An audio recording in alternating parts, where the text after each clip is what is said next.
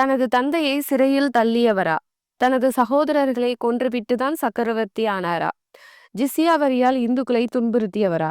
இந்துக்களை வேலை நீக்கம் செய்தவரா? அப்சல் கானை அனுப்பி சிவாஜியை அழிக்க முயன்றவரா? ராஜபுத்திரர்களின் விரோதியா இவர்? சீக்கியர்களின் விரோதியா? இந்துக்களுக்கு தொல்லை கொடுத்தவரா? அவுரங்கசீப் ஒரு மத வெறியரா? இதெல்லாம் அவுரங்கசீப் மேல விழுந்த பழிகள். இதெல்லாம் உண்மையா பொய்யா அப்படின்னு நம்ம இந்த வீடியோல பார்த்துடலாம். தனது தந்தை ஷாஜஹானை சிறையில் தள்ளியவரா அவுரங்கசீப்?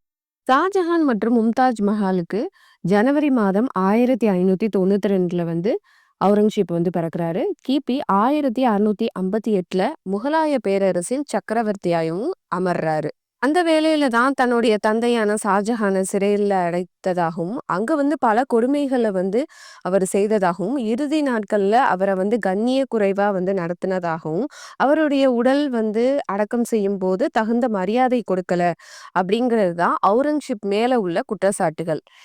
இப்ப இதோட உண்மை நிலை என்ன அப்படிங்கிறத நம்ம பார்க்கலாம். பெரும் செல்வந்தரான ஆசாப் கானோட மகள் தான் அர்ஜுமந்த் பானு, அதாவது மும்தாஜ் மஹால். தன்னுடைய 20வது வயதில் ஷாஜஹான் கிபி 1612 மும்தாஜ் மஹாலை வந்து திருமணம் செய்யறாரு. கிபி 1631 ஜூன் 17 பிரசவ காலத்துல 39வது வயதுல மரணம் அடையும் வரை 8 புதல்வர்களையும் 6 புதல்விகளையும் மும்தாஜ் மஹால் வந்து பெற்றெடுக்கிறாங்க. தாராஷிகோ, சிஜா, அவுரங்கசீப், முராது பக்ஷ் இவங்க எல்லாருமே அஜ்மந்த் பானு பேகம் என்ற மும்தாஜ் மஹாலுக்கு பிறந்த பிள்ளைங்கள் தான். ஒரு தாய் வயிற்று பிள்ளைகளை தந்தை ஷாஜஹான் வந்து எப்படி நடத்தினாரு அப்படிங்கிறத நம்ம பார்க்கலாம். ஷாஜஹான் தன்னுடைய மூத்த மகனான தாராஷிகோவிடம் அதிகம் அன்பு உடையவராக இருக்கிறாரு. அவருக்கு அதிக சலுகைகளையும் வந்து கொடுக்கிறாரு. 624 பக்கங்களை கொண்ட ஷாஜஹான் நாமா என்ற வாழ்க்கை வரலாற்று நூல்ல இளவரசர்களுக்கு தினசரி வழங்கிய அந்த செலவு தொகை விவரம் வந்து கொடுத்திருக்காங்க. அதுல வந்து தாராஷிகோவுக்கு வந்து 1000 ரூபாய் கொடுத்ததாகவும் அவுரங்கசீப்க்கு வந்து 500 ரூபாய் கொடுத்ததாகவும் வந்து அதுல போட்டிருக்கு. இந்த இருவருமே ஒரு தாய் வயிற்று பிள்ளைகள் தான். ஒரே சக்கரவர்த்தியின் இளவரசர்கள் தான். இருந்தாலும் இளம் வயதிலேயே இவங்களுக்குள்ள பேதங்களை வந்து காமிக்கிறாரு ஷாஜஹான். யமுனை நதிக்கரையில மாளிகை ஒன்னை கட்டிக்கொள்ள தாராஷிகோவுக்கு வந்து 2 லட்சம் ரூபாய் கொடுக்கிறாரு ஷாஜஹான். மாளிகையையும் கட்டி முடியுது. தான் கட்டிய புது மாளிகையை பார்க்கறதுக்காக தன்னுடைய தந்தை ஷாஜஹானையும் தன்னுடைய சகோதரர்களையும் வந்து தாராஷிகோ வந்து அழைச்சிக்கிட்டு போறாரு.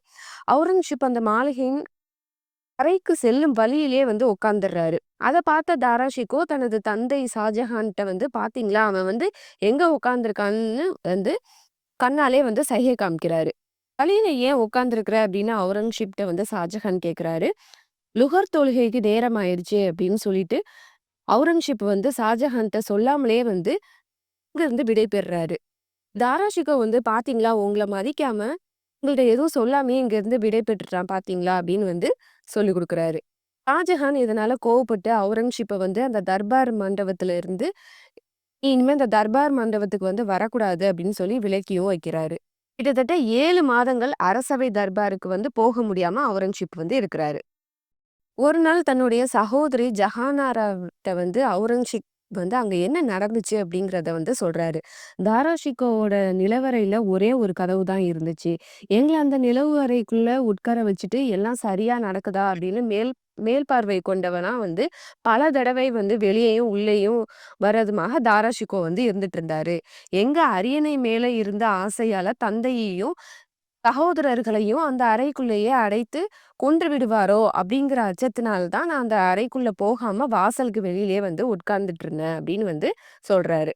அவுரங்கசீப் கொடுத்த இந்த விளக்கத்தை தன் தந்தையிடம் ஜஹானாரா பேகம் வந்து சொல்றாங்க. அதுக்கப்புறம் தான் ஷாஜஹானுக்கு வந்து உண்மையே தெரிய வருது. அவுரங்கசீப்போட ஆரம்ப கால பதவிகளை பார்க்கலாம். கிபி 1634 ஆண்டுல அவுரங்கசீப் அவருடைய 16வது வயதிலேயே வந்து 10,000 குதிரைப்படை வீரர்களுக்கு தலைவராக இருக்கிறாரு. 4,000 குதிரைகளை பராமரிக்கும் பொறுப்பும் அவருடைய இதா இருந்தது. ஆசா நாட்டு ஜிஜார் சிங் என்ற கிளர்ச்சிக்காரர்களுக்கு எதிராக பந்தல்கண்ட் நாட்டு படையெடுப்பின் தலைவராக அவுரங்கசீப் வந்து போறாரு. அரசியல் போர்க்களத்துல அவர் பெற்ற முதல் அனுபவம்னு பார்த்தா அதுதான். கிபி 1636 ஜூலை 14 பல எதிரிகள் சூழ்ந்த அந்த தக்காணத்திலோட ஆளுநரா வந்து அவுரங்கசீப் வந்து நியமிக்கவும் படுறாரு. மலைப்பகுதியில 53 கோட்டைகளும், சமவெளிகள்ல 10 கோட்டைகளும் அமைய பெற்றது தான் இந்த தக்காணம். தப்தி நதி பள்ளத்தாக்கில் புர்ஹான்புர தலைநகரமாக கொண்டது தான் ஆஷிர்கார் கோட்டையை அரணாக கொண்டு அமைந்துள்ள இதுதான் காந்தேஷ் பகுதி. அவுரங்காபாத்தை தலைநகரமாக கொண்டது தான் தௌலதாபாத் பகுதி. கோல்கொண்டா நாட்டிற்கும் பீகாருக்கும் இடைப்பட்ட கோட்டைகளும் குன்றுகளும் நிரம்பிய நந்தரை தலைநகரமாக கொண்டது தான் அன்றைய தெலுங்கானா பகுதி. இந்த 4 பகுதிகளையும் உள்ளடக்கியது தான் தக்காணம். அரச பிரதிநிதி வருவாய் தொகையில இருந்து தான் தன்னுடைய இராணுவத்துக்கான செலவுகளையும் கவனிக்கணும். நிர்வாக செலவுக்கும் மண்டலத்தின் அமைதிக்கும் இந்த வருவாயை வைத்து தான் செலவு செய்யணும். பிரச்சனைகள் நிறைந்த பெரிதும் வருவாய் இல்லாத தக்காணத்தின் ஆளுநராக தான் பொறுப்பேற்கிறாரு அவுரங்கசீப். அங்க பல யுத்தங்களையும் சந்திக்கிறாரு. தக்காணத்துல உத்கீர், ஔசா, பகுல்நானா ஆகிய இடங்களில் அவுரங்கசீப் பெற்ற வெற்றிகள் அவருக்கு மேலும் சிறப்பையும் பெருமையும் கொடுக்குது. நாசிக் நகருக்கு பக்கத்துல உள்ள பக்லானா கோட்டையின் பாதுகாவலராக சிவாஜியின் தந்தையார் சாஜி பான்ஸ்லேவும் அவருக்கு துணையாக கோலாஜி பான்ஸ்லேவும் இருக்கிறாங்க. தக்காணத்துல ஆளுநராக இருந்த அவுரங்கசீப் இந்த 2 பேரையுமே எளிதில் வெற்றி பெறுறாரு. நாசிக் நகருக்கு பக்கத்துல உள்ள குன்றுகளில் மதிப்பு வாய்ந்த ஒரு பிரதேசத்தையும் தன்னுடைய பேரரசுக்கு கீழே இணைக்கிறாரு.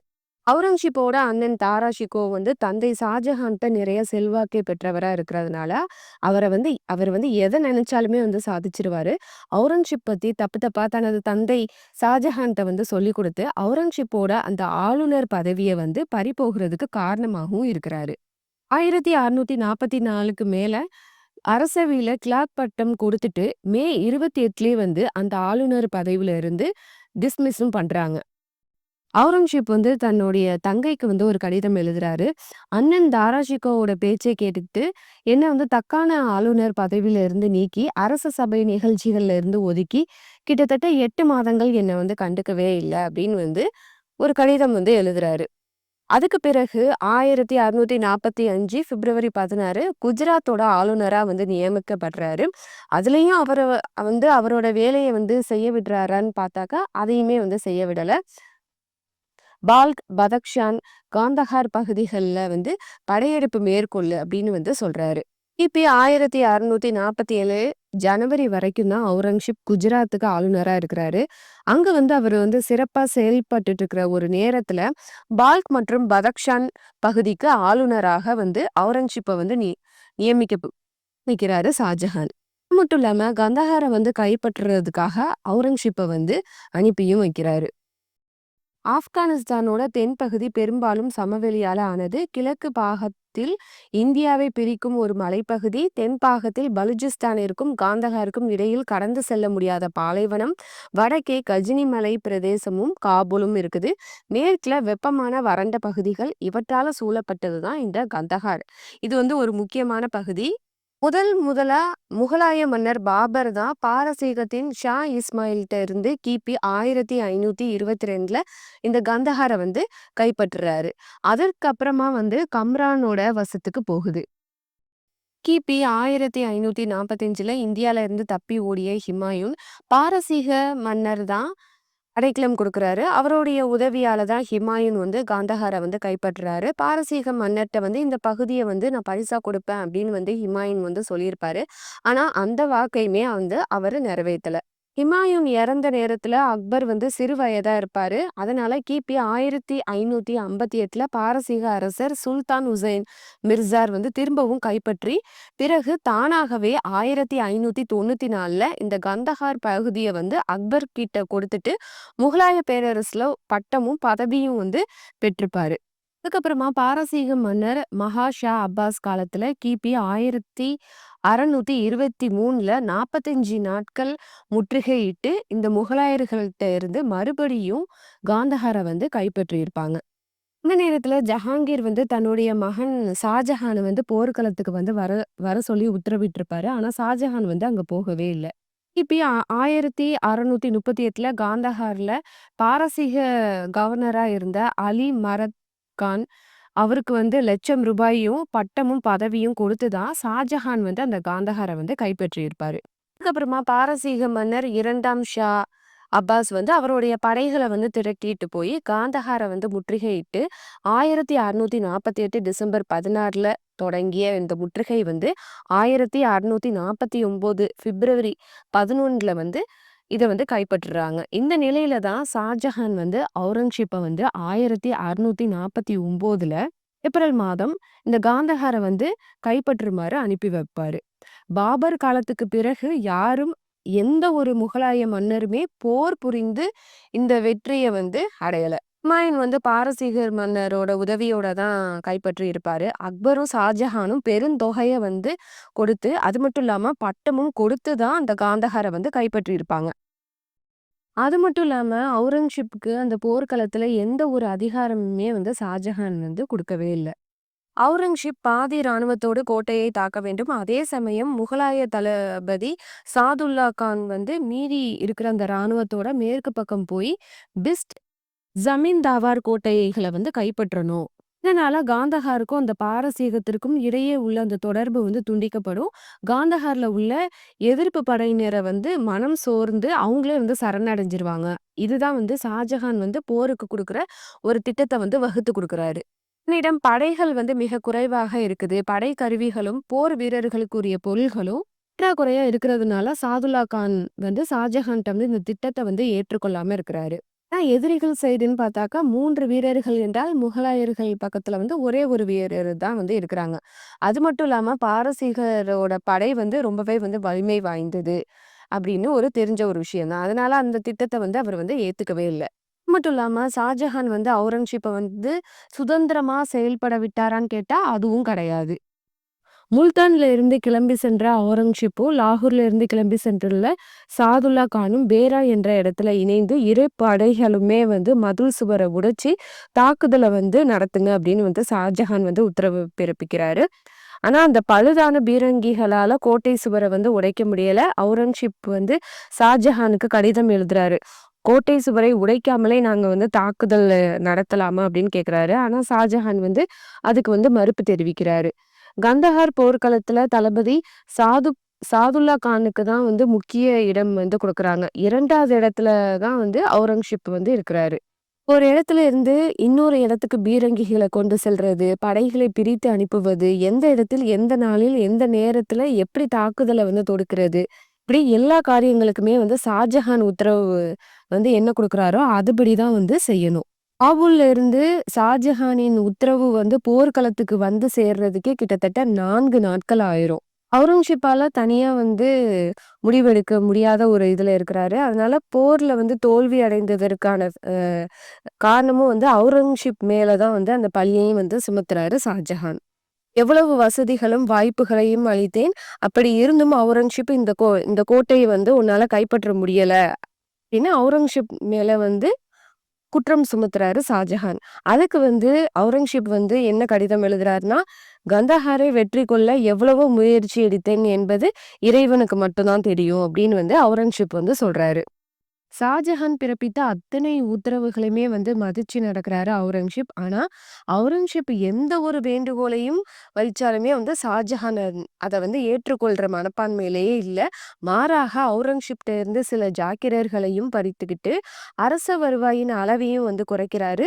அவுரங்கசீப்பை தக்கான ஆளுநராக மறுபடியும் வந்து நியமிக்கிறாரு ஷாஜஹான். அக்காலத்துல உள்ள பகுதிகள் வந்து முன்னேற்றம் இல்லாதது அப்படிங்கிற காரணங்கள் எல்லாமே வந்து தெளிவாக தெரியும் ஷாஜஹானுக்கு. இருந்தாலுமே வந்து அவுரங்கசீப் வந்து புர்ஹான்பூர் வந்தடைந்து 3 மாதங்களுக்குள்ளேயே வந்து தௌலதாபாத் செல்லுமாறு அவுரங்கசீப்க்கு வந்து உத்தரவிடுறாரு ஷாஜஹான். தக்காணத்தில் உள்ள நிலைமைகள் வந்து மிக மோசமாக இருப்பதனால, அத நான் சரி செஞ்சுட்டு அதுக்கப்புறமா தௌலத்தாபாத்துக்கு வந்து போறேன் அப்படின்னு வந்து சொல்றாரு. ஏன்னா தௌலத்தாபாத்ல தற்போது பிரச்சனைகள் எதுவுமே கிடையாது. அப்படின்னு வந்து அவுரங்கசீப் வந்து ஷாஜஹானுக்கு வந்து கடிதம் எழுதுறாரு. ஆனா அதையும் வந்து ஷாஜஹான் வந்து ஏற்றுக்கொள்ற மனப்பான்மையிலேயே இல்ல.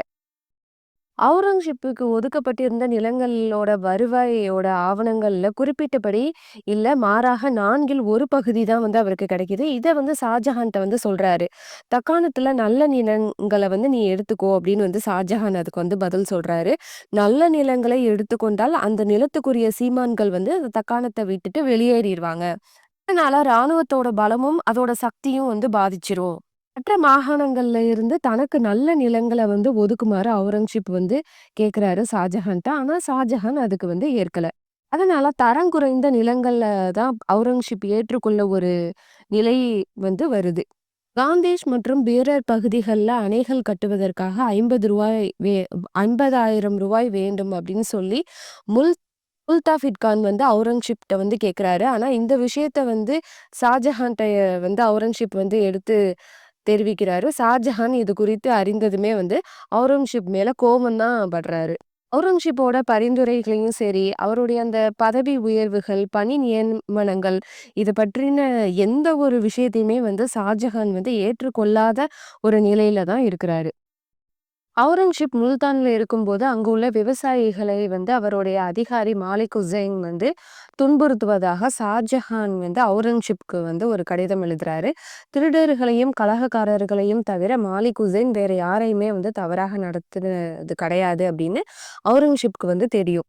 இத ஷாஜஹானுக்கு விவரமா கடிதம் எழுதுறாரு. இப்ப ஷாஜஹான் மாலிக் உசைனை உடனே தன்னுடைய தர்பாருக்கு வர சொல்லி உத்தரவும் பிறப்பிக்கிறாரு. தர்பாரில் அவருக்கு தண்டனை எதுவும் கொடுக்காம மாறாக ஷாஜஹானால் உயர் பதவியும் கிடைக்குது. இந்த மாதிரி செய்யறாரு அப்படின்னா அந்த அவுரங்கசீப்போட அந்த விசுவாசமான ஊழியர்களை பிரிச்சு ஷாஜஹானோட கட்டுப்பாட்டுக்கு கீழேயே வச்சுக்கிறாரு. தக்காணத்துல அவுரங்கசீப் ஆளுநரா இருக்கும்போது நிதி பற்றாக்குறை வருது. ராணுவ செலவு, சிவில் நிர்வாக செலவு அப்படின்னு சொல்லி நிதி பற்றாக்குறையை சமாளிக்கிறதுக்காக தக்காணத்தோட அந்த ரிசர்வ் நிதியிலிருந்து அந்த கஜானால இருந்து 2 ஆண்டுகளுக்கு தேவையான அந்த பணத்தை எடுக்கிறாரு அவுரங்கசீப். அதனால இருப்பு நிதிங்கிறது கம்மியாகுது. நிதி இருப்பு குறைந்து வருவதை கண்ட அவுரங்கசீப் தன்னுடைய தந்தை ஷாஜஹானுக்கு மால்வா மற்றும் சூரத் கஜானால இருந்து தனக்கு தேவையான அந்த நிர்வாக செலவுகளுக்கு நிதி ஏற்பாடு செஞ்சு தாங்க அப்படின்னு கேட்கிறாரு. ஆனா இந்த கோரிக்கைகளையுமே ஷாஜஹான் ஏற்றுக்கிடவே இல்லை. அவுரங்கசீப் இப்ப என்ன சொல்றாருன்னா, எனக்கு இந்த 2 ஜாக்கிரர்களுமே வேண்டாம், அதன் வருவாயும் வேண்டாம், தாங்கள் நிர்ணயித்த தொகையும் எனக்கு ரொக்கமாக எனக்கு தந்துருங்க அப்படின்னு ஒரு கோரிக்கையை வைக்கிறாரு. ஆனா அந்த கோரிக்கையுமே ஷாஜஹான் நிராகரிச்சிடுறாரு. இந்த நிலையில அந்த நிதி வசூல் விவரங்களை தவறுதலாக புரிந்து கொண்ட ஷாஜஹான் கோபமுற்று அவுரங்கசீப்க்கு ஒரு கடிதம் எழுதுறாரு. ஒரு பர்கானாவில் உள்ள நல்ல விளைச்சல் நிலம் உள்ள கிராமங்கள் அனைத்தையும் எடுத்துக்கொண்டு வருமானம் இல்லாத நிலங்களை மற்றவர்களுக்கு நீ வழங்குவது ஒரு அநியாயமான நடவடிக்கை ஆகும். நீ எல்லாம் ஒரு முசல்மானா, அதுக்கு நீ தகுதியே கிடையாது அப்படின்னு சொல்லி ஷாஜஹான் அவுரங்கசீப்க்கு கடிதம் எழுதுறாரு. அதுக்கு அவுரங்கசீப் என்ன எழுதுறாருன்னா, நான் இறைவனுக்கு பயந்து சரியாக தான் நான் வேலை பார்த்துட்டு இருக்கிறேன். என்னுடைய வாழ்நாள்ல நான் அநீதமா யாருக்குமே நடந்ததில்ல. ஆனா யாருடைய நிலத்தையும் எடுத்துக்கொள்ளவில்லை. உங்களுடைய அதிகாரிகள் உங்களின் உத்தரவின் பேரில் தான் நிலத்தை தர்றாங்க. நீங்க தீர விசாரிக்காம ஒரு புகார் வந்ததும், நீ எல்லாம் ஒரு முசல்மானா அப்படிங்கிற வார்த்தையெல்லாம் நீங்க பயன்படுத்துறீங்க அப்படின்னு அவர் எழுதுறாரு. என்னை பற்றி குறை கூறியவர்கள் எனக்கு நிர்ணயிக்கப்பட்ட சம்பளத்தை விட நான் அதிகமாக வாங்கிறேன் என்று கூறியதை கேட்ட நீங்கள் எதையுமே விசாரிக்காம சம்பளத்திலும் நீங்க 50,000 குறைத்து உத்தரவிட்டிருக்கீங்க அப்படின்னு எழுதுறாரு. ஆனா அவுரங்கசீப்போட எந்த ஒரு விளக்கங்களையும் கேட்கிற நிலையில ஷாஜஹான் இல்லவே இல்லை. அவுரங்கசீப்பை ஷாஜஹான் புறக்கணித்ததோடு அவுரங்கசீப்போட பிள்ளைகளையுமே புறக்கணிக்கிறாரு ஷாஜஹான். ஒவ்வொரு ஆண்டும் ஷாஜஹான் தன்னுடைய மூத்த புதல்வரான தாராஷிகோக்கு உடைய பிள்ளைங்களுக்கு நகைகளும் பரிசுகளும் கொடுப்பாரு. ஆனா அவுரங்கசீப்போட பிள்ளைகளுக்கு ஷாஜஹான் பரிசு கொடுத்ததே கிடையாது. ஒரே ஒரு தடவை மட்டும் பேருக்கு அவுரங்கசீப்பின் பிள்ளை ஒருவருக்கு மட்டும் பரிசு வழங்கியதாகவும் சொல்லப்படுது. அவுரங்கசீப்போட மூத்த புதல்வர் முகமது சுல்தான அவருடைய தம்பி சுஜாவின் மகளுக்கு மனம் முடித்து கொடுக்கதாக சொல்றாரு. சுஜாவின் மகன் ஐன் அல் துயின்க்கு அவுரங்கசீப்போட மகளை மனம் முடிக்கிறதுக்கு நிச்சயம் செய்யறாரு. இதை தெரிந்த ஷாஜஹான் அவுரங்கசீப்ட சொல்றாருன்னா, உன்னுடைய பையன் முகமது சுல்தானுக்கு நீ வேற ஒரு இடத்துல திருமணம் செஞ்சு கொடு அப்படின்னு வற்புறுத்துறாரு. அதுக்கு அவுரங்கசீப் என்ன சொல்றாருன்னா, இது இந்த திருமணம் நிச்சயம் செய்யப்பட்டுருச்சு. அதனால அதுக்கப்புறமா ரத்து செய்யறதுங்கிறது தவறான ஒரு முடிவு அப்படின்னு சொல்றாரு. ஷாஜஹான் இந்த திருமண ஏற்பாட்டை தனது உத்தரவிற்கு கீழ்ப்படியாத நடவடிக்கைக்காக என்ன பண்றாருன்னா, அவுரங்கசீப்ட இருந்து ஆசிர் கோட்டைய பிடுங்கிக்கிறாரு. இதனால தந்தைக்கும் அவுரங்கசீப்புக்கும் இன்னுமுமே ஒரு பெரிய இடைவேளைங்கிறது வருது. இவ்வளவு நடந்துமே வந்து அவுரங்கசீப் வந்து பொறுமையா தான் வந்து இருக்கிறாரு. தக்காணத்துல வந்து இப்ப நிலை வந்து சரிவர இல்ல அப்படின்னு சொல்லிட்டு, அந்த வைஸ்ராய வந்து மாற்றணும் அப்படின்னு நினைக்கிறாரு ஷாஜஹான். தக்காணத்துல திறன்பட ஆட்சி செய்ய அவுரங்கசீப்பால முடியல. அதனால தக்காணத்தோட அந்த சுபாதாரி இந்த பதவிய வந்து சுஜாவ வந்து ஏற்றுக்கொள்வாரா அப்படின்னு வந்து ஷாஜஹான் வந்து கேட்கிறாரு. தந்தைக்கு எவ்வளவு நம்ம விசுவாசமாக இருந்தாலுமே வந்து, நம்ம மீது வந்து வெறுப்ப மட்டும் தானே காமிக்கிறாரு அப்படின்னு வந்து அவுரங்கசீப் வந்து வருத்தப்படுறாரு. அரை நூற்றாண்டுக்கும் மேலாக தக்கான சுல்தான்களை தங்கள் ஆளுகைக்கின் கீழ் கொண்டு வர முகலாய பேரரசு வந்து முயல்றாங்க. ஆனா தக்கான சுல்தான்களோ வந்து முகலாயருக்கு எதிரியாகவே வந்து இருக்கிறாங்க. அதனால முற்றிலுமாக தோற்கடித்து தங்கள் ராஜ்யத்தோடு இணைத்துக் கொள்ள வேண்டிய ஒரு கட்டாயம் வந்து முகலாயர்களுக்கு வந்து வருது. ஷாஜஹான பொறுத்தவரைக்கும் மூத்த மகன் தாரா ஷிகோவுக்கு தான் வந்து என்ன சொல்றாரோ அத தான் வந்து கேட்டு நடக்கக்கூடிய ஒரு இதுல வந்து இருக்கிறாரு. அவுரங்கசீப்க்கு வந்து நெறைய துன்புறு துன்புறுத்தலையுமே வந்து தொடர்ந்து குடுத்துருக்கிறாரு. அவருடைய திட்டங்களுக்கு வந்து அனுமதி குடுக்காம, இந்த மாரி நெறைய விஷயங்கள வந்து செஞ்சுட்டு இருக்கிறாங்க. ஆனா, இது எல்லாத்தையுமே வந்து அவுரங்கசீப் வந்து கடந்து 1656ல இவர் வந்து கோல்கோண்டாவ வந்து வெற்றி பெறுறாரு. தக்காணத்த பொறுத்தவரையும் 2வது தடவையாக 5 ஆண்டு காலமாக வைஸ்ராயியாக இருந்த அவுரங்கசீப் வந்து ஒரு தடவ கூட டெல்லிக்கு சென்று சக்கரவர்த்தி ஷாஜஹானால அழைக்கப்படவே இல்ல. ஷாஜஹான் இன்னுமே தன்னுடைய மூத்த மகனான தாரா ஷிகோவோட பேச்ச கேட்டு தான் நடந்துட்டு இருக்கிறாரு. ஆக்ரா கோட்டைக்கு வந்து அவுரங்கசீப்ப வந்து அழைக்கிறாரு. இதுக்கு வந்து அவுரங்கசீப்போட ஆதரவாளர்கள் வந்து என்ன சொல்றாங்கன்னா, "உங்கள கைது செய்றதுக்காக தான் அவர் வந்து அழைக்கிறாரு" அப்படின்னு வந்து சொல்றாங்க. ஆனா, ஃபாசில் கான் வந்து அவுரங்கசீப்ட்ட வந்து என்ன சொல்றாருன்னா, "இல்ல அப்படியெல்லாம் கிடையாது. உங்கள வந்து கைது செய்றதுக்காகலாம் கூப்பிடல" அப்படின்னு சொல்றாங்க. இருந்தாலுமே அவுரங்கசீப் வந்து கோட்டைக்குள்ள போகுறதுக்கு மறுக்கிறாரு.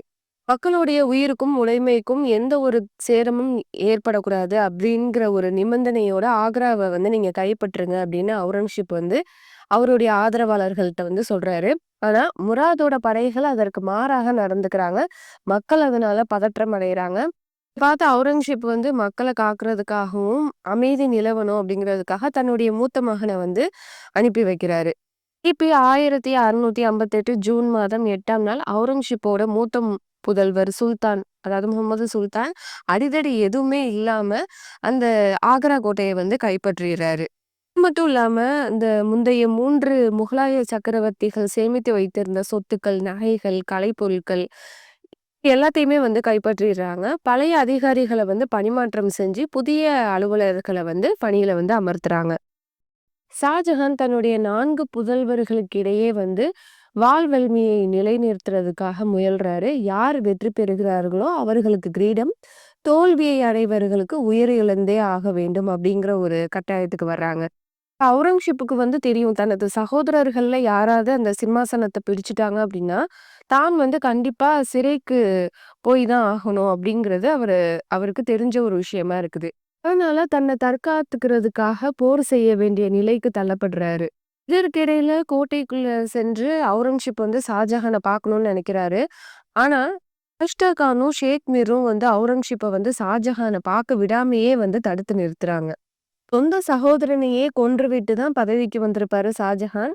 இப்ப வந்து அவர் வந்து ஆக்ரா கோட்டைக்குள்ள வந்து அடைக்கப்பட்டாலுமே வந்து, அவுரங்கசீப்புக்கு எதிரான அனைத்து முயற்சிகளையும் வந்து செஞ்சுகிட்டே இருக்கிறாரு. எல்லாம் தெரிஞ்சும் கூட அவுரங்கசீப் வந்து தன்னுடைய புத்தி சாதுரியத்தால வந்து தப்பிச்சுக்கிட்டே வராரு.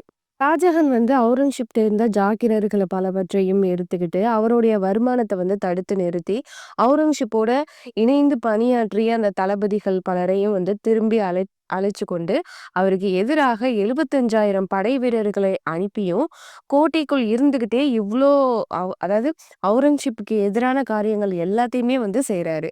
ஷாஜஹானுக்கு வந்து உடல் முடியாத அந்த நேரத்துல வந்து தாரா ஷிகோ வந்து அதிகாரத்த வந்து தன்னுடைய கையில எடுத்துக்கிட்டு, அவுரங்கசீப்ப பத்தின ஒரு அவதூறுகள வந்து பரப்ப ஆரம்பிக்கிறாரு. ஷாஜஹான் வந்து தன்னை கவனித்துக் கொண்ட அந்த அவுரங்கசீப்போட மகன் முகமது சுல்தான்ட்ட வந்து என்ன சொல்றாருன்னா, "நீ உன்னுடைய தந்தை அவுரங்கசீப்பை வென்று சுதந்திரமாக நீயே பதவிக்கு வந்துரு. உனக்கு வந்து நான் உதவி செய்றதுக்கு ரெடியா இருக்கிறேன்" அப்படின்னு சொல்லி அந்த பதவி ஆசைய வந்து ஊட்டுறாரு. இருந்தாலுமே முகமது சுல்தான் வந்து அதெல்லாம் கண்டுக்கவே இல்ல. அதோட இப்ப ஷாஜஹான் விட்டுறல.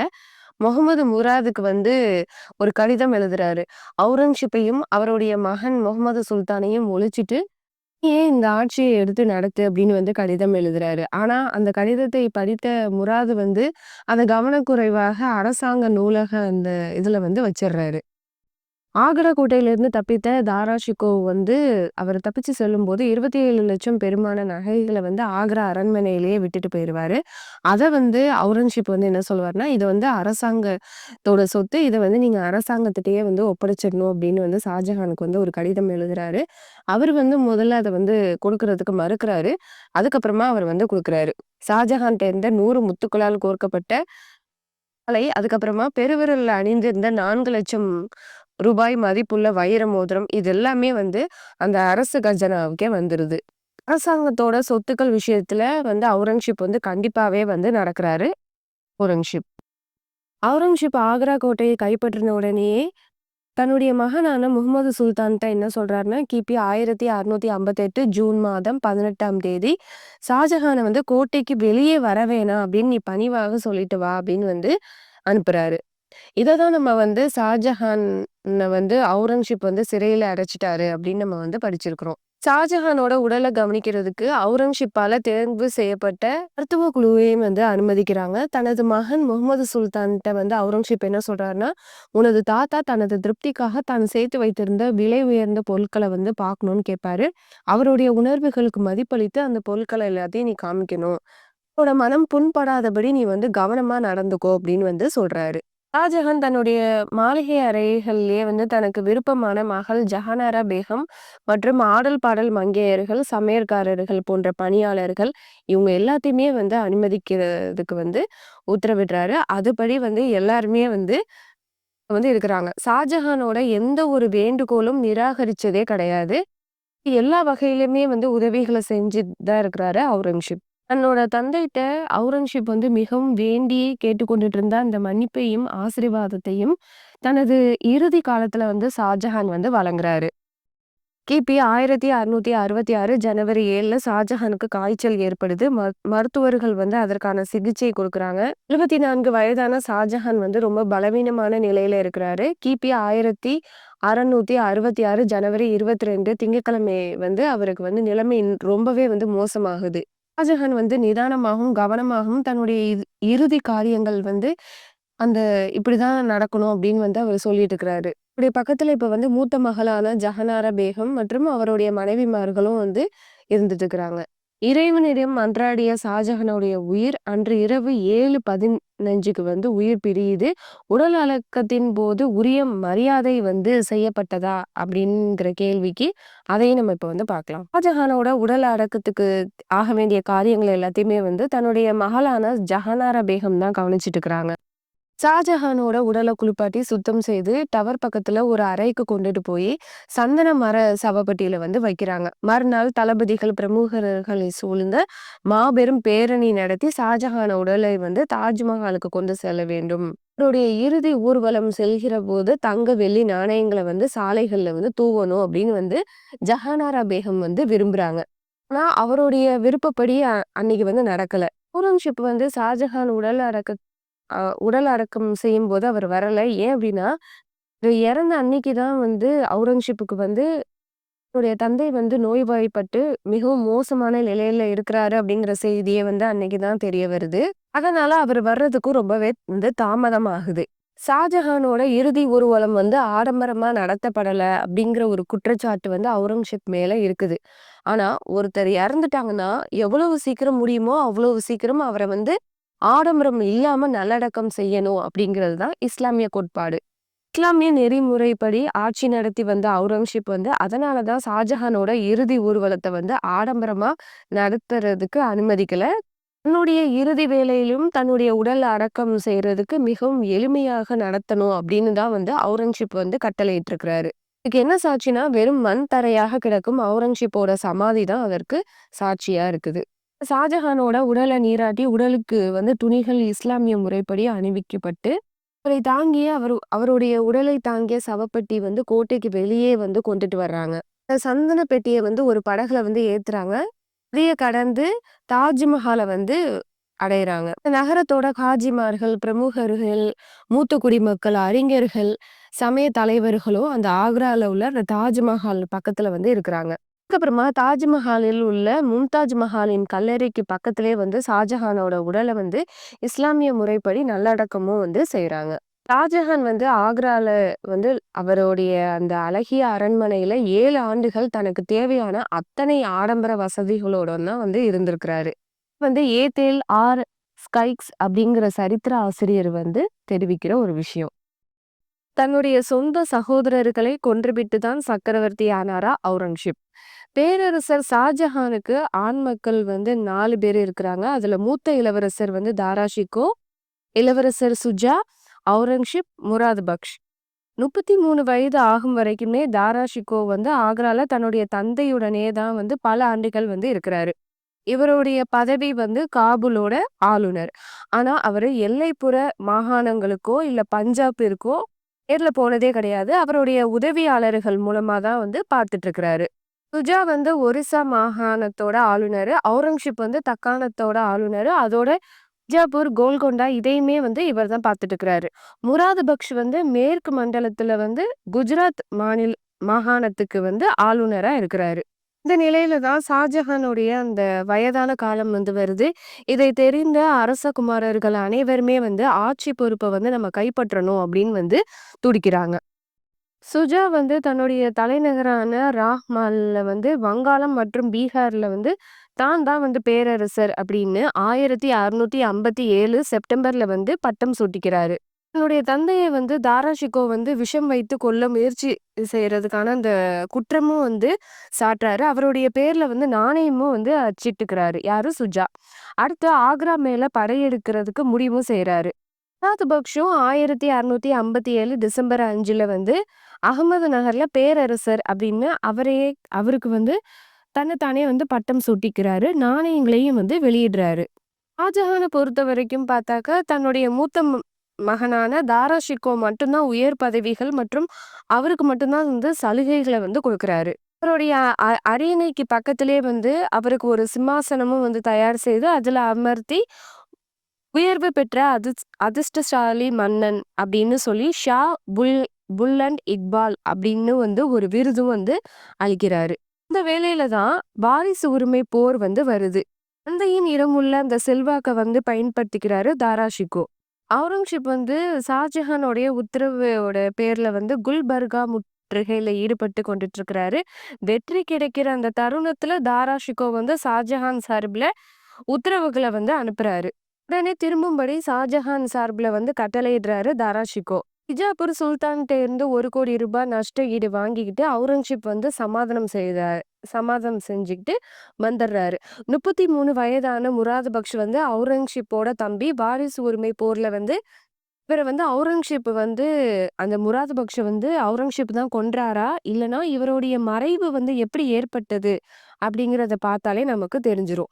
முராது பக்ஷ் வந்து ராஜ குடும்பத்துல பிறந்த ஒரு கருப்பு ஆடு அப்படின்னே வந்து சொல்லலாம். அறிவுல வந்து சிறந்தவரும் கிடையாது. சுகவாசி. மக்கானம், குஜராத் ஆகிய போர்க்களங்கள்ல வந்து தோல்வியை தழுவிய போதிலும் கூட தன்னை வந்து திருத்திக் கொள்ளாதவர் அப்படின்னே வந்து சொல்லலாம். தலைமை பொறுப்பை ஏற்க வேண்டிய ஒரு இடத்துல வந்து தளபதி வேலையை தான் வந்து செஞ்சுட்டு இருக்கிறாரு. இந்த நேரத்துல தான் ஷாஜஹான் வந்து முராது பக்ஷுக்கு வந்து தக்க ஆலோசனை வந்து சொல்ற விதமா திறமை வாய்ந்த நேர்மையான அலி நாகி என்பவரை வந்து முராது பக்ஷோட வருவாய்த்துறை அமைச்சரா வந்து அனுப்பி வைக்கிறாரு. முராது பக்ஷோட அறியாமை, ஆடம்பர செலவுகளால லாபம் அடைந்த பலர் வந்து அலி நாகியின் நேர்மை மற்றும் கடுமையான நடவடிக்கையினால அவருக்கு வந்து விரோதியா வந்து மாறுறாங்க. வாரிசுரிமை போரும் வருது. தாரா ஷிகோவிற்கு எதிராக வந்து முராது பக்ஷ் வந்து ஆலோசனை வந்து குடுக்குறாரு. தாரா ஷிகோவுக்கு ஆதரவு தெரிவித்து அலிநாயகி எழுதின மாதிரி ஒரு போலி கடிதத்தை எழுதி அத வந்து முராது பக்ஷ் வீரர்கள்ட்ட வந்து அகப்படுவது போல திட்டமிட்டு அதை வந்து நிறைவேற்றவும் செய்றாங்க. அலிநாகியின் பேர்ல எழுதப்பட்ட போலி கடிதம் வந்து முராது பக்ஷ்ட வந்து கிடைக்குது. முராது பக்ஷ் வந்து அலிநாகிய கூப்பிட்டு என் தன்னுடைய எஜமானுக்கு துரோகம் செய்யும் மனிதனுக்கு என்ன தண்டனை வந்து கொடுக்கலாம் அப்படின்னு வந்து கேட்குறாரு. மரண தண்டனை வந்து கொடுங்க அப்படின்னு வந்து அலிநாயகி வந்து சொல்றாரு. போலி கடிதத்தை வந்து முராது பக்ஷ் வந்து வீசுறாரு. அலிநாயகி வந்து அதை படிச்சுட்டு இதை நான் எழுதல அப்படின்னு சொல்லி அவர் கோவப்படுறாரு. இத வந்து நம்பாத முராது பக்ஷ் வந்து தன்னிடம் உள்ள அந்த ஈட்டியை எடுத்து அலிநாயகி மேல வந்து செலுத்துறாரு. சுற்றி உள்ளவங்களும் சேர்ந்து அலிநாயகிய வந்து கொன்றுறாங்க. இந்த கொலை வழக்கு வந்து குவாலியர் கிரிமினல் குற்றங்களை விசாரிக்கிறதுக்கு வந்து குவாசி கிரிமினல் ஜட்ஜஸ் வழக்கு விசாரணைக்கு வந்து போகுது. நஷ்ட ஈடு எதுவும் வேண்டாம் அப்படின்னு அலிநாயகியோட பையன் வந்து மறுக்கிறாரு. ஆனா அலிநாயகிய வந்து படுகொலை செய்த இளவரசர் வந்து முராது பக்ஷ் வந்து மரண தண்டனை கொடுக்குறாங்க. யார் வந்து மரண தண்டனை கொடுக்குறாங்கன்னா குவாலியர் கிரிமினல் ஜட்ஜஸ் வந்து கொடுக்குறாங்க. அதே மாதிரி மரண தண்டனையும் வந்து நிறைவேற்றப்படுது. கிபி 1661 டிசம்பர் 4 குவாலியர் கோட்டையில வந்து முராது பக்ஷ வந்து அடக்கம் செய்றாங்க. இப்ப இந்த வழக்குக்கு அவுரங்கசீப் எப்படி வந்தாரு அப்படின்னு நீங்களே வந்து முடிவு பண்ணிக்கோங்க. ஓகே. இப்ப முராது பக்ஷ வந்து எப்படி இறந்தாரு அப்படிங்கிறத நம்ம பார்த்தாச்சு. சுஜா வந்து எப்படி இறந்தாரு அப்படிங்கிறத வந்து பார்க்கலாம். மாட்டிலையும் ஷாம்பார்லயும் தாராஷிகோ அடைந்த தோல்வி வந்து சுஜாவுக்கு வந்து ஒரு தைரியத்தை வந்து கொடுக்குது. கிபி 1659 ஜனவரி 5ல வந்து அலகாபாத் பக்கத்துல உள்ள ராஜ்வா என்ற இடத்துல வந்து அவுரங்கசீப் சுஜாவை வந்து படுதோல்வி அடையுமாறு செய்றாரு. சுஜாவோட நம்பிக்கை வந்து இப்ப தூள் தூளா ஆகுது. கிபி 1660 மே மாதம் தன்னுடைய படையை விட 5 மடங்கு பெரிய படையின் எதிர்ப்பை சமாளிக்க முடியாம டாக்காவுக்கு வந்து தப்பிச்சு ஓடுறாரு சுஜா. பொருளை இழந்து புகழை இழந்து டாக்காவுக்கு போறாரு. அங்க உள்ள ஜமீன்தார்கள் வந்து இவருக்கு வந்து ஆதரவு தரல. அதுக்கப்புறமா கடலுக்கு வந்து போறாரு. அங்க வந்து படகுக்காரர்களும் போர் வீரர்களும் வந்து சுஜாவை வந்து ஏத்துக்கல. அரகான் அரசர்கிட்ட வந்து உதவி கேட்கிறாரு. அரகான் அரசர் ஷிட்காங் வந்து கவர்னர் 31 கப்பல்களை வந்து சுஜாவுக்கு வந்து கொடுக்குறாரு. ஹாஸ் என்ற பழங்குடியினர் வாழும் இடத்துக்கு வந்து அடைக்கலம் கேட்டு போறாரு. அது வந்து ஒரு பெரிய அந்த இடங்கிறது அவருக்கு வந்து ஒரு பெரிய துயரத்தை வந்து அளிக்குது. அந்த மக்கள் வந்து மிருகங்களை வந்து சாப்பிட்றவங்க, காட்டு மிராண்டித்தனமான தான் அவங்க வந்து நடப்பாங்க. கொலை போன்ற கொடூர செயல்களையும் வந்து செய்யறவங்க தான் அந்த மக்கள். ரெஹான், முகல், பத்தான் பகுதி மக்கள் வந்து சுஜாவுக்கு வந்து ஆதரவா தான் இருக்கிறாங்க. இருந்தாலுமே துரோக செயல்ல இறங்குறாரு சுஜா. அரகான் அரசரை கொண்டுட்டு அவரோட அரசாங்கத்தை கைப்பற்றி அங்கிருந்து வங்காளத்திற்கு படையெடுத்து போகணும் அப்படின்னு ஒரு சதித்திட்டத்தை வந்து தீட்டுறாரு சுஜா. இதை கேள்விப்பட்ட அரகானோட அரசர் சுஜாவை வந்து கொல்லணும் அப்படின்னு வந்து நினைக்கிறாரு. இப்ப வந்து சுஜா வந்து தப்பிச்சு போகும்போது வந்து அந்த மேக பழங்குடி மக்கள் வந்து அவரை வந்து கண்டந்துண்டமா வெட்டி கொல்றாங்க. சுஜா வந்து இப்படிதான் வந்து இறக்குறாரு. முராது பக்ஷ் வந்து அலிநாயகிய வந்து கொன்றதால அவருக்கு வந்து குவாலியர் கிரிமினல் ஜட்ஜஸ் வந்து மரண தண்டனை வந்து கொடுக்குறாங்க. அதனால வந்து முராது பக்ஷ் இறந்து போறாரு. சுஜா வந்து மேக் பழங்குடியின மக்களால வந்து கொல்லப்படுறாரு. இங்கேயும் அவுரங்கசீப் எப்படி வந்தாரு அப்படிங்கிறது தெரியல. இப்ப தாராஷிகோ வந்து என்ன ஆனாரு அப்படிங்கிறதையும் நம்ம பார்த்துடலாம். நானா அல்லது அவுரங்கசீப்பா என்ற ஒரு முடிவாக வேண்டிய ஒரு தருணம் வந்துருச்சு. நேரடியாக போர்க்களத்துல நாங்க வந்து மோத போறோம் அப்படின்னு சொல்லிட்டு, தாராஷிகோ வந்து ஒரு பெரிய படைய வந்து திரட்டிட்டு அவுரங்கசீப்பை எதிர்த்து வந்து நிக்கிறாரு. அனுபவம் இல்லாத படை, அவசர கோலத்துல அகப்பட்டவர்களுக்கு எல்லாம் போர் உடை. இப்படி அழைத்து சென்ற படை தான் தாராஷிகோட்ட இருக்கிற படை. போர்க்களங்கள் பலவற்றை கண்டு வெற்றிகள் பலவற்றை பெற்று வீரமிக்க படை தான் அவுரங்கசீப்போட படை. கிபி 1653 ஏப்ரல் 25 தர்மாத் போர்க்களம். கிபி 1658 ஜூன் 8 சமுஹார் போர்க்களம். கிபி 1659 ஏப்ரல் 12 சிவராய் போர்க்களம். எல்லா போர்க்களத்திலயுமே வந்து தோல்வியை தான் வந்து தழுவுறாரு தாராஷிகோ. இறுதியா தாராஷிகோவை வந்து பிடிக்கப்பட்டு கைதியாக அவுரங்கசீப் முன்னிலையில வந்து அழைச்சிட்டு வராங்க. கிபி 1656 பிப்ரவரியில அவுரங்கசீப் வந்து இளவரசர் ஆகிறாரு. கோல்கொண்டாவை வந்து முற்றுகையிட்டு வெற்றி கனியை பறிக்கிற ஒரு வேலையில வந்து கோல்கொண்டா சுல்தான் வந்து குதுப் ஆட்கள் வந்து டெல்லிக்கு வந்து வர்றாங்க. தாராஷிகோவை வந்து பாக்குறாங்க. தங்கமும் வைரமும் வந்து கைமாறுது. தாராஷிகோ வந்து வழக்கம் போல தன்னுடைய தந்தை ஷாஜஹான்ட்ட வந்து போரை நிறுத்துறதுக்கு வந்து வற்புறுத்துறாரு. உடனே வந்து படைகளை வந்து வாபஸ் செய்யறாங்க. அவசர ஆணை வந்து அவுரங்கசீப்பை நோக்கி பறக்குது. கோல்கொண்டா சுல்தானை வந்து மன்னிக்கவும் படுறாரு.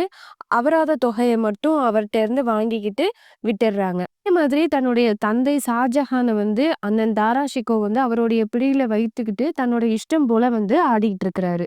பிஜாப்பூர் மற்றும் கோல்கொண்டா போர்கள்ல வந்து அவுரங்கசீப்புக்கு எதிராக வெளிப்படையாக வேலை செய்தவர் தான் தாராஷிகோ. மட்டும் இல்லாம அவுரங்கசீப்போட பிள்ளைகளுக்கு கூட தன்னுடைய தாத்தாவான ஷாஜஹான் இருந்து வர்ற அந்த சலுகைகளை வந்து எதுவுமே கிடைக்க விடாம தடுத்தவர் தான் தாராஷிகோ. அவுரங்கசீப்பை இழிவுபடுத்தின அந்த அதிகாரிகளை வந்து ஊக்குவிச்சவர் தான் தாராஷிகோ. அண்ணன் தம்பிக்கு இடையே நடந்த அந்த பனிப்போருங்கிறது ஓராண்டு, ஈராண்டு கிடையாது. மொத்தமா 16 ஆண்டுகள் நடக்குது. எல்லாத்தையுமே பொறுத்து சகிப்புத்தன்மையோட காலத்த கடத்திட்டு வந்தவர் தான் அவுரங்கசீப். தாராஷிகோ சிறந்த சம்ஸ்கிருத அறிஞர். 50 உபனிஷத்ஸ்களையும் பாரசீக மொழியில மொழிபெயர்க்கவும் செஞ்சிருக்கிறாரு. இந்து சமய கொள்கைகளையும் பாபாலால் தாராஷிகோ இருவருக்கும் இடையே நடக்கும் அந்த உரையாடல்களை பாபாவுடன் சொற்போர் என்று நூலாகும், அதாவது டிஸ்கஷன் வித் பாபாலால் அப்படிங்கிற ஒரு நூலும் வெளிவந்து கிபி 1659 ஆகஸ்ட் மாதத்துல ஒமரா எனும் பிரபுக்கள் சபை தாராஷிகோ மீது குற்றங்களை சாட்டுறாங்க. காரசாரமான விவாதங்கள் நடக்குது. அதுக்கப்புறமா உமராக்கள் சபையும் ஆலிம்களும் தாராஷிகோவை குற்றவாளி அப்படின்னு சொல்லி அவங்களுக்கு தீர்ப்பளிக்கிறாங்க. அனிஷ்மன் கான் அப்படிங்கிறவர் மட்டும் தாராஷிகோவுக்கு ஆதரவா இருக்கிறாரு. பைஸ்தான், அமீன் கான், பகதூர் கான், கிம் தாவூத் இந்த 4 பேரும் அவருடைய சகோதரி ஷினரா பேகம் இப்போ எல்லாம் சேர்ந்து தாராஷிகோவுக்கு கண்டிப்பா மரண தண்டனை கொடுத்தே ஆகணும் அப்படின்னு உறுதியா நிக்கிறாங்க. இப்படி உமராக்கள் சபையால தண்டிக்கப்பட்டு மரணித்தவர் தான் தாராஷிகோ. இதை அவுரங்கசீப் இங்க எப்படி வந்தாரு அப்படிங்கிறதும் நமக்கு தெரியல. இப்ப அடுத்த குற்றச்சாட்டுக்கு போகலாம். ஜிஸ்யா வரியால இந்துக்களை துன்புறுத்தியவர் தான் இந்த அவுரங்கசீப் அப்படின்னு ஒரு குற்றச்சாட்டை வைக்கிறாங்க. அது என்னங்கிறதையும் நம்ம இப்ப விவரமா பார்த்துடலாம். இப்ப அவர் வழங்கிய வரி சலுகைகள் என்னன்னு பார்த்தாதான் எதுக்கெல்லாம் வரி போட்டாரு அப்படிங்கிறதையும் நம்மளால பார்க்க முடியும். வட இந்தியா முழுவதும் ஆட்சித்துறையை குழப்பத்தில் ஆழ்த்திய வாரிசுரிமை போரினால் ஏற்பட்ட நிலைமைகளை சீர்திருத்துறாரு. மறுமலர்ச்சிக்கான நடவடிக்கைகளையும் அவுரங்கசீப் மேற்கொள்றாரு. அதனை தொடர்ந்து சட்டவிரோதமான வரிகளை பலவற்றை நீக்கிறாரு. இந்துக்கள் மீது விதிக்கப்பட்டிருந்த பல வரிகளை நீக்கி நீக்கிறாரு அவுரங்கசீப். அது என்னங்கிறத நம்ம இப்ப பார்க்கலாம். கங்கையில் குளிப்பவர் செலுத்திய வரியை ரத்து செய்யறாரு. அதாவது கங்கை நதி தீர்த்தத்துல நீராடும் போது அவுரங்கசீப் ஆட்சிக்கு முன்பு இருந்த வரைக்குமே ஒவ்வொரு அந்த யாத்திரிகத்தையுமே 6.25 ரூபாய் வரி வசூலிக்கிறாங்க. இது வந்ததுக்கு அப்புறமா கங்கை நதியில குளிப்பவர்கள் செலுத்திய அந்த வரியை அவுரங்கசீப் தான் நீக்கிறாரு. வரலாற்று ஆசிரியர் மனுச்சி தெரிவிக்கிறாரு. கங்கையில கரைந்திருக்கும் அந்த கரைக்கிற அந்த அஸ்திக்கும் செலுத்திய வரியையும் ரத்து செய்யறாரு. பிடிக்கப்பட்ட சடலங்கள் எலும்புகளையோ அல்லது அந்த அஸ்தியையோ இந்துக்கள் கங்கை நதியில கரைக்கும் போது அதுக்குமே வரி கட்டி இருக்கிறாங்க. அதையுமே அந்த வரியையும் ரத்து செய்யறாரு. அப்புறமா வரட்டி வரி அதுக்கு ரத்து செய்யறாரு. தீப அலங்கார வரி அதுக்கும் அந்த வரியை ரத்து செய்யறாரு. கால வரி அதுக்கும் ரத்து செய்யறாரு. இந்து விதவையை மணப்பவர் செலுத்திய வரியையும் ரத்து செய்யறாரு. இது மட்டும் இல்லாம இன்னும் நீக்கப்பட்ட மற்ற வரிகளையும் நம்ம பார்த்துடலாம். விற்பனை வரி, மீன்கள் பிடிப்பதற்கு விதிக்கப்பட்ட வரி, காய்கறிகள் மீதான வரி, எரிபொருட்கள், விறகுகள் முதலியவற்றின் மீதான வரி, பால் மீதான வரி, பாண்டங்கள் மீதான வரி, அடகு வைக்கப்பட்ட நிலங்கள் மீதான வரி, விற்கப்பட்ட நிலங்கள் மீது உள்ள வரி, இதை விற்பனை செய்யற போது அரசாங்க மதிப்பீட்டிற்கு அந்த செலுத்தப்பட்ட வரியையும் ரத்து செஞ்சிருக்கிறாரு. அடிமைகளை விற்பனை செய்யறதுக்கு உண்டான வரி, சில்லறை வியாபார வரி, சாலை வரி, அங்காடிகள் வரி, எண்ணெய் வரி இது எல்லாத்தையுமே நீக்கியிருக்கிறாரு.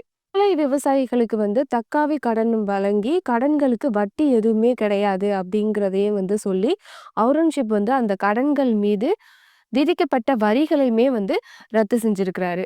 சர்க்கரை தயாரிப்பிற்காக விதிக்கப்பட்ட வரி, வாய்க்கால் வறண்டு போனா அதை மராமத்து செய்யறதுக்கான வரி, பிரிவினையின் போது நிலங்களை அளந்து கொடுக்கறதுக்கான விதிக்கப்பட்ட வரி, நீச்சல் வரி, கைத்தொழில் வரி, கூரைகளுக்கு வேயப்படும் அந்த ஓடுகள், தட்டுகள் மீதான வரி, மாதிரி வரிகளை அவர் ரத்து செஞ்சிருக்கிறாரு. அவுரங்கசீப் ஆட்சிக்கு வந்த உடனேயே தன்னுடைய முன்னோர்களான அவங்கெல்லாம் விதிக்கப்பட்டிருந்த 80க்கும் அதிகமான வரிகளை நீக்கவும் செஞ்சிருக்கிறாரு.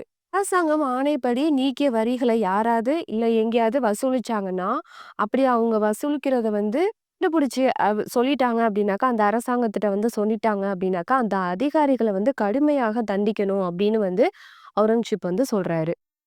ஜிஸ்யா வரி அப்படின்னா என்னன்னு நீங்க கேட்கணும்ல. வாஞ்சையோடு வாழ்ந்து வரும் இந்து முஸ்லிம் மக்களுக்கிடையே வஞ்சகமாக பேசி பிளவுகளை ஏற்படுத்திய வெள்ளைக்காரர்களோட சதி அப்படின்னே சொல்லலாம். வளர்மாந்த அந்த நாட்டை வளைத்து கொண்டதோடு நில்லாமல் வரலாற்றில் முஸ்லிம் மன்னர்கள் மீது வீண் பழிகளையும் சுமத்தி அவங்க மீது களங்கமும் சுமத்தி இருக்கிறாங்க. முதல்ல நம்ம ஜிஸ்யா அப்படின்னா என்னன்னு பார்த்துடலாம். ஜிஸ்யா அப்படின்னா ஜசா என்னும் மூலசொல்ல இருந்து தான் பிறந்தது தான் இந்த ஜிஸ்யா. முஸ்லிம் அரசில் உள்ள சுதந்திரம் உள்ள குடிமக்களாக வாழும் முஸ்லிம் அல்லாத குடிமக்கள்கிட்ட இருந்து வசூலிக்கப்படும் வரி தான் இந்த ஜிஸ்யா டாக்ஸ். இந்த வரியை கொடுப்பதன் மூலம் இவங்க தங்கள் பாதுகாப்பை உறுதிப்படுத்தும் ஒப்பந்தத்தை பெற்றுக்கிறாங்க. அதாவது முஸ்லிம் அரசு செயல்படும் நாட்டுல முஸ்லிம் இல்லாதவங்க ஜக்காத் வரிய கொடுக்கணும் அப்படிங்கிற ஒரு அவசியம் கிடையாது. அதே மாதிரி மற்ற மதத்தினரை இராணுவத்துல சேருங்க அப்படின்னு சொல்லி அவங்கள நம்ம வற்புறுத்தவும் முடியாது. இருந்தாலுமே எல்லாருமே ஆளுகின்ற அந்த அரசு பாதுகாப்பு இருக்கணும் அப்படிங்கிற ஒரு காரணத்துக்காக அவங்கள காப்பாற்றணும் அப்படிங்கிற ஒரு காரணத்தையும் கருதி முஸ்லிம் அரசாங்கம் திம்மு என்னும் அயல் மத தோழர்களை போற்றி காவல் காக்கிறதுக்காக அவங்கள்ட்ட இருந்து மிக குறைவாக அரசாங்கத்திற்கு கொடுக்கப்பட்ட வரி தான் ஜிஸ்யா வரி. பெண்கள், குழந்தைகள், அடிமைகள், குருடர், செவிடர், ஊமையர், துறவிகள், ஏழைகள், பிச்சைக்காரர்கள் இவங்க யாருமே இந்த வரியை செலுத்தணும்னு அவசியமே கிடையாது. முஸ்லிம் ஆட்சியில முஸ்லிம் அல்லாதவர்கள் இந்த ஜக்காத் வரியை கொடுக்கணும்னு அவசியம் கிடையாது. ஆனா முஸ்லிம் அந்த ஜக்காத்தை கொடுக்கணும். இப்ப இதுல இந்த ஜிஸ்யா வரியில இராணுவ சேவையையும் அவங்க இராணுவத்துல சேரணும் அப்படிங்கிற ஒரு அவசியம் இல்லாத ஒரு காரணத்தினால சிறு தொகையை மட்டும் இந்த ஜிஸ்யா வரிய கொடுத்துட்டு அவங்க இருக்கிறாங்க. நம்ம முன்னாடி பார்த்த மாதிரி 80 வரிகளை நீக்கிய பேரரசர் தான் அவுரங்கசீப். ஜிஸ்யா வரியையுமே அவுரங்கசீப் அரியணை ஏறி 22 ஆண்டுகள் கழித்து தான் இதையுமே விதிக்கிறாரு. ஒவ்வொருவரும் போருக்கு சென்று உயிரை அர்ப்பணிக்கிறதுக்கு தயாரா இருக்கணும். ஆனா முஸ்லிம் அல்லாத மக்கள் ஜிம்மி அப்படின்னு சொல்லி தங்களுடைய பாதுகாப்பிற்காக அரசுக்கு செலுத்திய வரி தான் இந்த ஜிஸ்யா வரி. இப்ப அடுத்த குற்றச்சாட்டுக்கு வரலாம். இந்துக்களை வேலை நீக்கம் செய்தவரா அவுரங்கசீப்? இந்த குற்றச்சாட்டையும் நம்ம என்னன்னு பார்த்துடலாம்.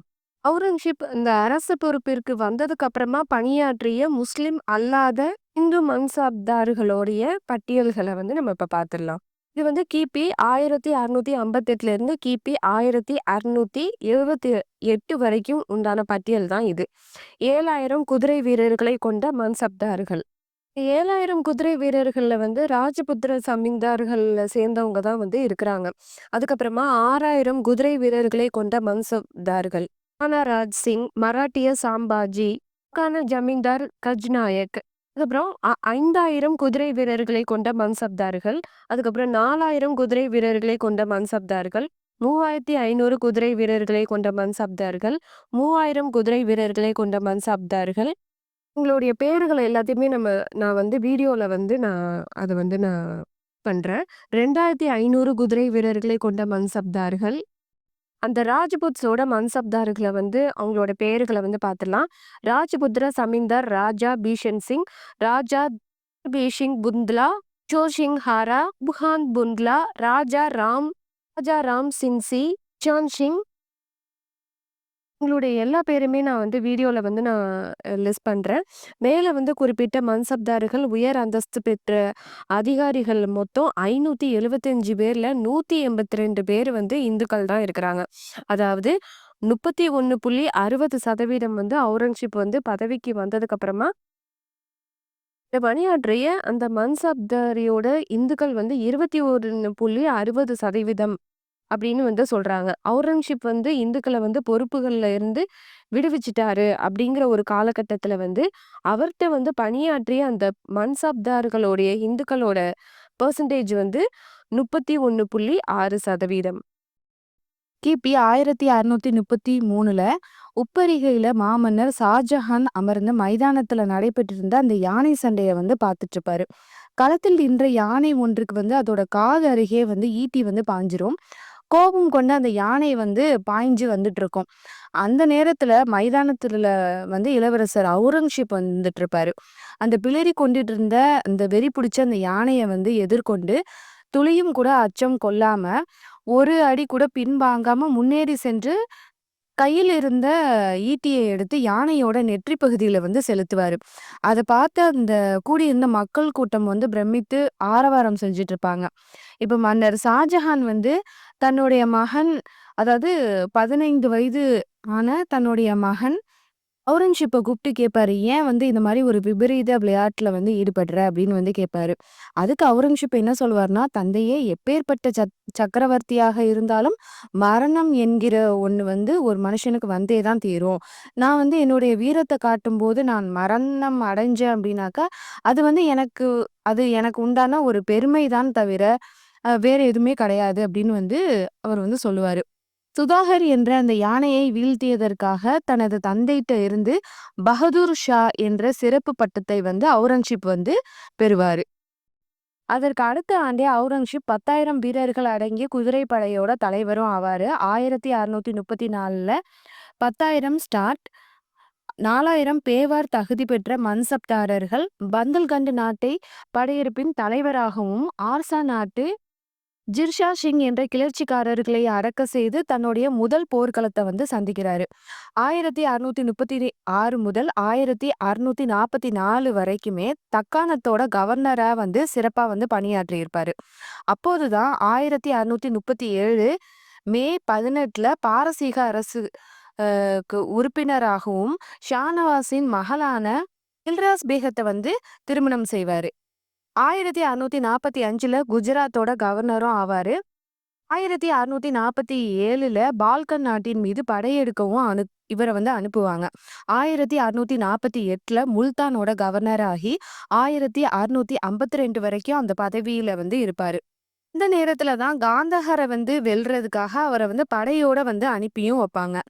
1652ல இருந்து 1658 வரைக்குமே தக்காணத்துக்கு திரும்பவும் வைஸ்ராயாகவே வந்து மறுபடியும் வருவாரு.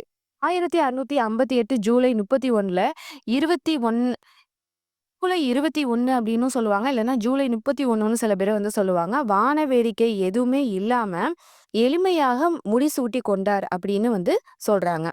1659 மே 15 திரும்பவும் முடிசூட்டி கொண்டு அந்த மாமனிதர் வந்து அக்பர் சக்கரவர்த்திக்கு நிகராக வீரமும் ஆற்றலும் கொண்டு 50 ஆண்டுகளுக்கு மேல அவர் வந்து அவர் வந்து பணியாற்றியிருக்கிறாரு. யானை சண்டையில ஆரம்பித்து அவரது வாழ்நாள் எல்லாம் தொடர்ந்து போர் அப்படின்னே ஒரு போர்க்களங்களிலே வந்து வாழ்ந்த மாமன்னர் தான் அவுரங்கசீப். அவுரங்கசீப் வந்து இஸ்லாம் மார்க்கத்துல தடை செய்யப்பட்ட ஆடைகளை வந்து அவுரங்கசீப் வந்து அணிஞ்சதே கிடையாதாம். அதே மாதிரி தங்கம், வெள்ளி பாத்திரங்கள்ல வந்து தனது தன்னுடைய அந்த சொந்த தேவைகளுக்காக அவர் வந்து பயன்படுத்தியதும் கிடையாது அப்படின்னு வந்து சொல்றாங்க.